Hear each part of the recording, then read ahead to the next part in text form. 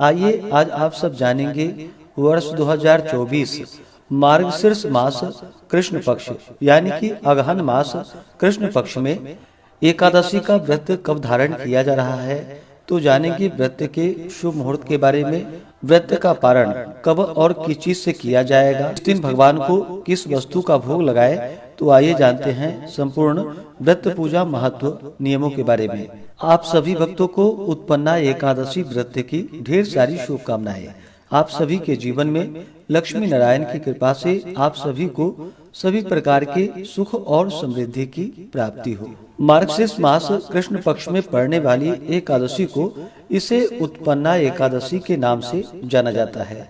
जो भी भक्त सच्ची श्रद्धा के साथ नियम और निष्ठा के साथ उत्पन्ना एकादशी का व्रत धारण करते हैं, इस दिन भगवान विष्णु, माता लक्ष्मी, भगवान विष्णु के श्री कृष्ण स्वरूप की पूजा करते हैं तथा एकादशी माता का पूजन करते हैं तो उनके सभी प्रकार के पाप और ताप नष्ट हो जाते हैं तथा सभी प्रकार के सुख समृद्धि की प्राप्ति होती है और अंत में भगवान के धाम की प्राप्ति होती है। एकादशी व्रत की शुरुआत जो कि इसी दिन से मानी गई है। मार्गशीर्ष कृष्ण पक्ष की एकादशी तिथि के दिन ही भगवान विष्णु के शरीर से एक दिव्य देवी प्रकट हुई थी और भगवान विष्णु की उन्होंने रक्षा की थी, जिनका के नाम उत्पन्ना पड़ा और वही उत्पन्ना के नाम से इस एकादशी का नाम जो कि उत्पन्ना एकादशी पड़ा। उत्पन्ना एकादशी के दिन जो कि आप चाहें तो नए व्रत की भी शुरुआत कर सकते हैं। एकादशी का व्रत प्रत्येक माह के कृष्ण पक्ष और शुक्ल पक्ष की एकादशी तिथि के दिन धारण किया जाता है। यह व्रत जो कि पुण्यप्रद माना गया है। जो भक्तजन नियम के अनुसार दोनों एकादशियों का व्रत धारण करते हैं, यानी कि कृष्ण पक्ष और शुक्ल पक्ष की दोनों एकादशी का व्रत धारण करते हैं, उनको जो पुण्य फल मिलता है वह शुद्ध तीर्थ में स्नान कर भगवान का दर्शन करने का पुण्य फल उसके 16वें अंश के समान भी नहीं होता। व्यतिपात योग में संक्रांति में सूर्य एवं चंद्र ग्रहण के समय कुरुक्षेत्र में स्नान करने से जो फल होता है वह सब एकादशी व्रत करने वालों को अनायास ही प्राप्त हो जाता है, अथवा अश्वमेध यज्ञ करने से 100 गुना अधिक पुण्य फल प्राप्त होता है। 1000 तपस्वियों को 7000 वर्ष भोजन कराने का धर्म पुण्य फल प्राप्त होता है। तो आइए जानते हैं मार्गशीर्ष मास कृष्ण पक्ष की उत्पन्ना एकादशी व्रत के शुभ मुहूर्त पारण समय के बारे में। एकादशी तिथि प्रारंभ समय जो कि 25 नवंबर 2024 दिन सोमवार रात्रि 1:04 और एकादशी तिथि की जो समाप्ति है वह 26 नवंबर 2024 दिन मंगलवार रात्रि 4:35 यानी कि 27 नवंबर की तड़के सुबह 4:35 पे एकादशी तिथि की समाप्ति है। यानी कि 27 नवंबर सूर्योदय से बहुत पहले ही एकादशी तिथि समाप्त हो रहा है। तो ऐसे में सभी भक्तजन 26 नवंबर 2024 दिन मंगलवार को एकादशी का व्रत धारण करेंगे। वैष्णवों को द्वादशी युक्त एकादशी व्रत करने के लिए कहा गया है, लेकिन द्वादशी तिथि की जो समाप्ति है वह 28 नवंबर को सुबह 6:25 पे द्वादशी तिथि की समाप्ति है। ऐसे में जो कि पारण के लिए पूर्ण रूप से समय प्राप्त नहीं हो पाएगा, तो ऐसे में 26 नवंबर को जो कि दिन और रात्रि एकादशी तिथि होगी, तो 26 नवंबर को ही सभी भक्तजन व्रत को धारण करें।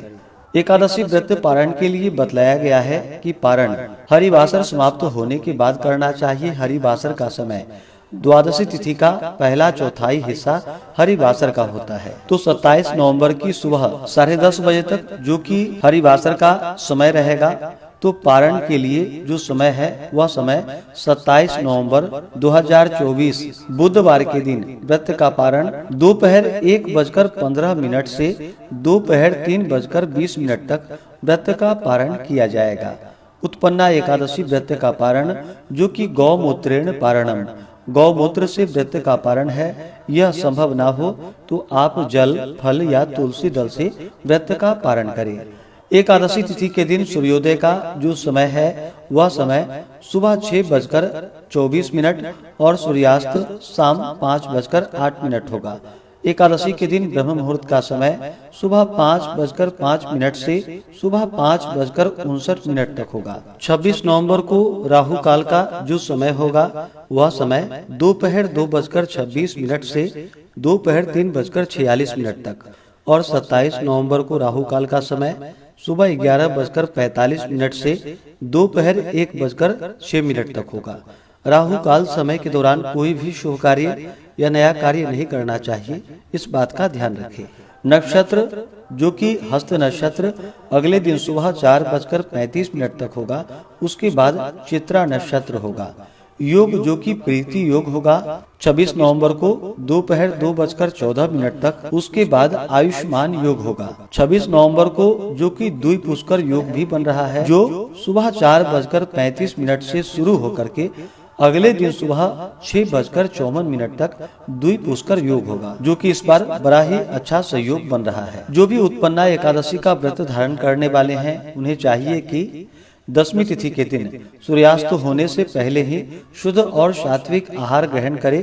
दशमी तिथि के दिन और एकादशी तिथि के दिन चावल ग्रहण नहीं करनी चाहिए। दशमी तिथि के दिन जो कि शुद्ध और सात्विक आहार सूर्यास्त होने से पहले ही ग्रहण कर लेनी चाहिए।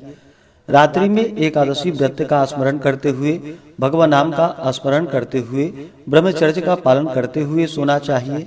एकादशी की सुबह ब्रह्म मुहूर्त में उठ करके नित्य क्रियाओं से निवृत्त हो करके इस दिन मृतिका स्नान करनी चाहिए, अर्थात मिट्टी का चंदन लगा करके स्नान करना चाहिए। इस दिन जहाँ तक बन सके नदी, तालाब, कुएं पर स्नान करे। यह संभव ना हो तो घर के नहाने के पानी में थोड़ा सा गंगाजल मिला करके स्नान करना चाहिए। शुद्ध वस्त्र धारण करना चाहिए। भगवान सूर्य देव को अर्घ्य प्रदान करनी चाहिए। इसके बाद जो भी व्रती हैं उन्हें व्रत का संकल्प लेना चाहिए। भगवान से प्रार्थना करनी चाहिए कि हे भगवान विष्णु, आज मैं उत्पन्ना एकादशी का व्रत धारण करने जा रहा हूँ या करने जा रही हूँ। इस प्रकार से भगवान से प्रार्थना करें कि यह व्रत मेरा पूर्ण हो और हमें पुण्य फलों की प्राप्ति हो। आपके मन में जो भी इच्छा हो, जो भी कामना हो, वह भगवान विष्णु से कहें। और इस दिन जो कि दिन रात्रि उपवास रहते हुए व्रत को धारण करना चाहिए। जो उपवास नहीं रह पाते हैं, जिनका स्वास्थ्य सही ना हो, तो आप एक समय फलाहार ग्रहण करके व्रत को धारण करें। और इस दिन भगवान का सुबह के वक्त और शाम के वक्त पूरे विधि विधान के साथ पूजा करनी चाहिए। इस दिन भगवान का गंध, पुष्प, धूप, दीप आदि से पूजा करें। भगवान विष्णु को अक्षत नहीं चढ़ाया जाता है, इस बात का ध्यान रखें। अक्षत की जगह भगवान को काले तिल अर्पित करें। और इन्हें जब भी पूजन करते हैं तो तुलसी दल अवश्य ही अर्पित करनी चाहिए। बिना तुलसी दल के भगवान का पूजन मान्य नहीं होता है, तो भगवान विष्णु को तुलसी दल अर्पित करें। फिर धूप और दीप दिखा करके अनेक प्रकार का नैवेद्य आदि भगवान को अर्पित करें। और इस दिन विशेष करके उत्पन्ना एकादशी तिथि के दिन भगवान को पंचामृत से अवश्य ही स्नान करानी चाहिए तथा गुड़ और बादाम से युक्त पदार्थों का भोग भगवान को लगाना चाहिए। और जब भी भोग लगाते हैं तो तुलसी दल डाल करके भोग लगाए और पूजन होने के बाद उसे प्रसाद के रूप में ग्रहण भी करना चाहिए। इस प्रकार भगवान को भोग लगा करके जल से आचमनी करवाएं, क्योंकि जब भी भोजन देते हैं तो भोजन के बाद जल अवश्य ही देनी चाहिए। तो नैवेद्य के बाद जल से आचमनी करवाएं।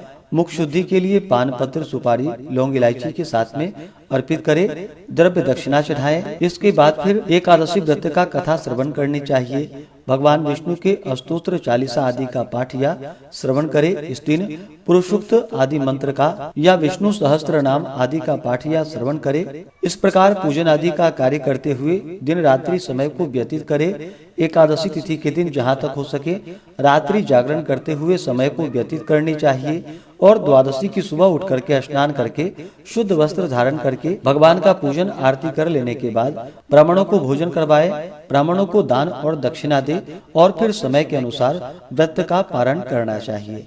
इस प्रकार व्रत को धारण करने से भगवान विष्णु अपने भक्तों के सभी प्रकार के पापों को नष्ट कर देते हैं। जब व्यक्ति के पाप और ताप नष्ट होते हैं तभी उनके पुण्यों का उदय हो पाता है। उसके बाद ही सांसारिक सुखों की प्राप्ति होती है और अंत में भगवत धाम की प्राप्ति होती है।